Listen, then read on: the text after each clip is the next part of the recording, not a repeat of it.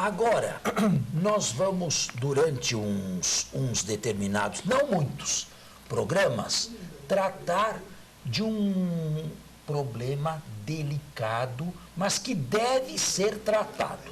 É o problema da historicidade dos evangelhos. Os evangelhos são históricos ou não? Bem, mas antes de tratar, eu devo fazer algumas premissas aqui com a ajuda de vocês. Eu tenho impressão, mas não me lembro, porque esse programa aqui tem muitos anos. Eu tenho a impressão que eu já falei aqui de uma famosa encíclica de Pio XII. Pio XII foi o Papa da minha infância. Que saiu, que foi publicada antes de eu nascer, em 42 ou 43, e chamava-se Divino Afflante Spiritu. Esta encíclica fez a abertura, concedeu a abertura, a maioridade para os estudos bíblicos na Igreja Católica. Esta encíclica insiste nos gêneros literários. Agora, falar sobre gênero literário é uma coisa ao mesmo tempo fácil e difícil. Eu pretendo falar aqui de uma maneira fácil, portanto, buscando logo um exemplo. Vamos pegar o exemplo de uma locadora de filmes. Acho que todo telespectador aqui conhece ou já foi a uma delas, né? Bem, se se vai a uma grande locadora, qual o nome de uma grande locadora? Blockbuster. Blockbuster. Pois não tem mais, né? Vamos lá. Agora Existe mais? Americanas.com. Americanas. Como é que é? Americanas comprou. Ah, é? Como é que chama agora? Americanas.com. Americanas.com. Vamos lá. Alguém quer escolher um filme. Bem, mas numa grande prateleira, por exemplo, tem lá romance. Numa outra prateleira, tem suspense. Numa terceira prateleira, tem ficção. Numa quarta prateleira, tem ação. Numa quinta prateleira, tem infantil. Comédia. Numa sexta prateleira, tem comédia. Numa sétima prateleira, tem historiografia. Ou então crônica. Ou então reportagem. Cada coisa é uma coisa. Vamos fazer o intervalo e voltamos. Bem, eu estava falando de gêneros literários e estava dando o exemplo de uma grande locadora de filmes. Aconteceu, eu assisto muito pouca televisão e muito pouco filme durante o meu ano, mas já estive em locadoras assim. Eu gosto mais de filmes com fundo histórico. Pode ter até um certo romance, mas que tenha um fundo histórico. Meu gosto. Agora, tem gente que gosta de tudo, né? Tem o documentário, o gênero documentário, e às vezes, lamentavelmente, existe até o gênero pornográfico. Sim. Nessa talvez não, mas por aí se encontra. Se encontra de tudo. Erótico, né? Filmes eróticos, exatamente. Bom, se eu tomo um infantil ou uma comédia, é evidente que eu quero dar risada na comédia. Infantil para criança. Eu não vou me perguntar se aquela comédia aconteceu, aonde se deu, com quem, quais são as pessoas e como terminou. Eu estou simplesmente me divertindo e dando risada.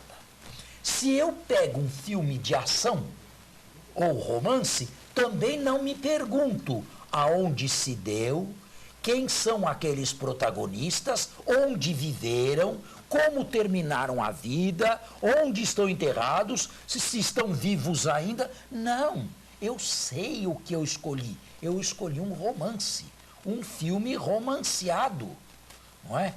Se eu escolher uma ficção, é evidente que eu não vou imaginar que marcianos desceram à Terra para uma luta aqui embaixo, entre nós. Eu peguei, eu aceitei, eu busquei o gênero ficção. Eu sei o que eu quero.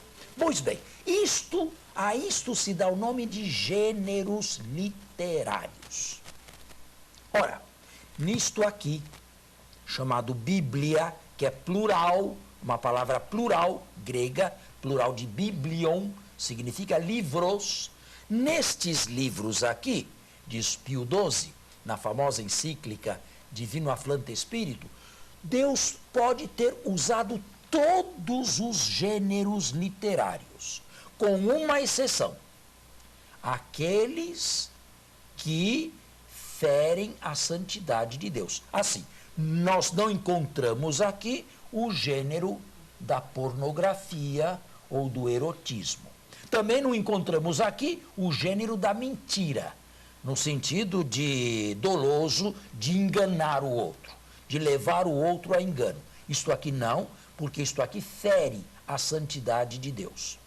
Fora isto, todos os gêneros literários. Agora, trazendo a nossa locadora para cá, o que eu colocaria aqui? Mais ou menos a mesma coisa. Aqui existe romance, aqui existe conto popular, aqui existe texto cultual para liturgia, aqui existe drama, aqui existe história ou alguma coisa que realmente aconteceu. Depende do livro e depende do autor. Todos os gêneros literários são admissíveis por Deus. O que significa que Deus pode nos ensinar através de um romance, através de um conto popular que nunca aconteceu. Pode. Ele nunca aconteceu num determinado sentido, no sentido de documentário, mas ele pode acontecer muitas vezes na vida de cada um de nós. E dependendo do modo como nós o recebemos, Deus pode vir a nós em outros gêneros literários que não só o histórico. Bom, eu gostaria que todos lessem essa encíclica de Pio XII. Existe, eu tenho a impressão que tem até à venda numa das livrarias católicas, agora não me recordo o nome, as encíclicas de Pio XII. E esta aqui não é uma encíclica longa, não. Deve ter umas 20 páginas, no máximo. Com relação aos evangelhos, em primeiro lugar, deve ficar claro aos telespectadores que 9/10 da vida de Jesus estão para sempre perdidos. É o que eu chamaria o Jesus efetivo. Jesus era como fisicamente? Era branco, era moreno, era loiro, tinha olhos azuis, tinha olhos castanhos, olhos negros, tinha cabelo encaracolado, tinha cabelo liso. Como era Jesus fisicamente? Era alto, era baixo, médio, gordinho, magrinho, franzino. Como era Jesus? Nunca saberemos. Interessante, não é? Olhem, o que Jesus comia? Nunca saberemos. Qual era o seu prato preferido? O que ele gostava de comer? Nunca saberemos. Jesus, quando criança, brincou. Brincou de quê? E brincou com quem? Qual era o seu brinquedo preferido? Nunca saberemos. Jesus praticou esporte alguma vez na vida? Corria, nadava. Aonde, com quem, como, quantas vezes? Nunca saberemos. Se foi um esportista ou não foi esportista. Jesus lia. Lia o quê? Ele lia a Sagrada Escritura, com toda certeza. Mas qual era o seu texto preferido? Nunca saberemos. Jesus conversava com Maria e José? Conversava. Sobre o quê? Quais eram os assuntos preferidos de Jesus? Nunca saberemos. Jesus viajava? Ia aonde? E fazia o quê? Jesus trabalhava? Fazia exatamente o quê? Porque nós costumamos dizer que Jesus é carpinteiro. Mas carpinteiro, a palavra grega é uma palavra que significa muita coisa. O carpinteiro poderia trabalhar com madeira. O que Jesus poderia fazer se trabalhasse com madeira? Ele podia fazer cadeira, ele podia fazer mesa, ele podia fazer porta, ele podia fazer janela, ele poderia fazer objetos para agricultura, como arados, vassouras. Não é? Poderia fazer muita coisa com madeira. Mas e se ele trabalhasse com a pedra? também era possível trabalhar com a pedra. O que se pode fazer com pedra? E na terra de Jesus havia muita pedra, até hoje. O que se pode fazer com pedra? Também se pode fazer uma cadeira, se pode fazer uma mesa, se pode fazer um muro. Quanta coisa se pode fazer com pedra. As mãos de Jesus como eram? Eram mãos assim, lisinhas, como as nossas, bonitinhas, ou eram mãos calejadas aí de operários? Como eram as mãos do Filho de Deus? Estão vendo? Jesus tinha amizade. Quais eram as suas pessoas preferidas, os seus amigos preferidos? Jesus tinha sexo. Ele cresceu na sua vida sexual. Como é que Jesus viveu a sua sexualidade? Tudo isto nunca saberemos. De nada disto. E olhe, isto aqui recobre 9/10 da vida de Jesus.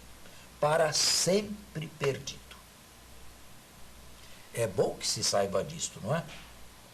Assusta um pouco? Certamente. Não, Assusta? não assusta. Mas é assim.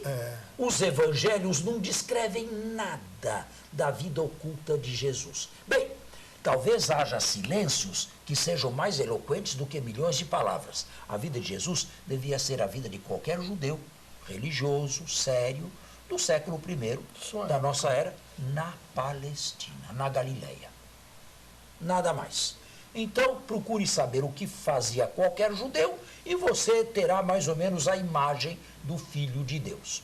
O que é que nós recebemos? Nós recebemos 1/10 da vida de Jesus, os últimos 2 anos e meio ou 3 anos, e assim mesmo, este 1/10 não está colocado nos evangelhos nem de maneira cronológica, como se o que vem dito no capítulo 1 precedesse o que vem dito no capítulo 2 e assim por diante.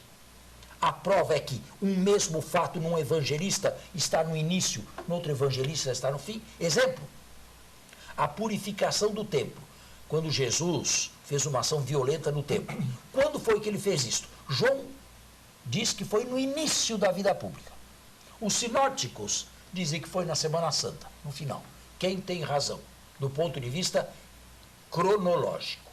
Eu acredito que os sinóticos. Por que João transpôs este termo? É preciso estudar.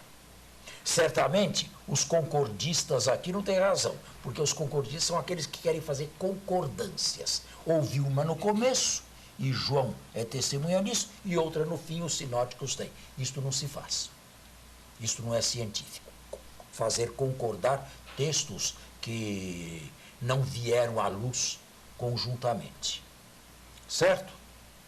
Então, o telespectador saiba que nós só temos 1/10 da vida de Jesus e deste 1/10 ainda não é tudo. Não é tudo.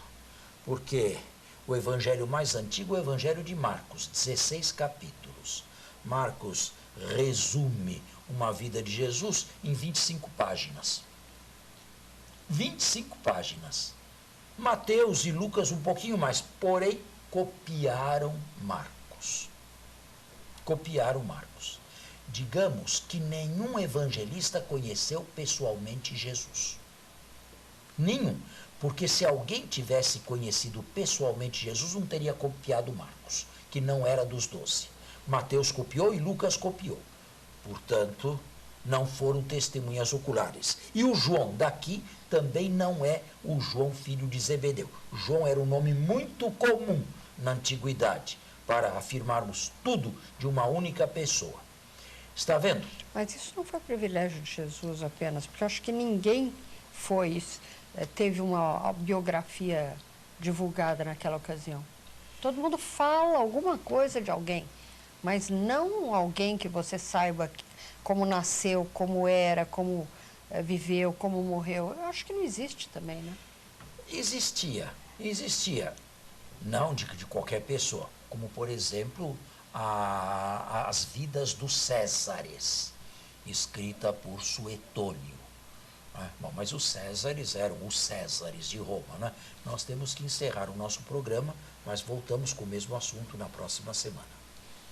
Bom final de semana a todos e até a próxima sexta-feira, se Deus quiser.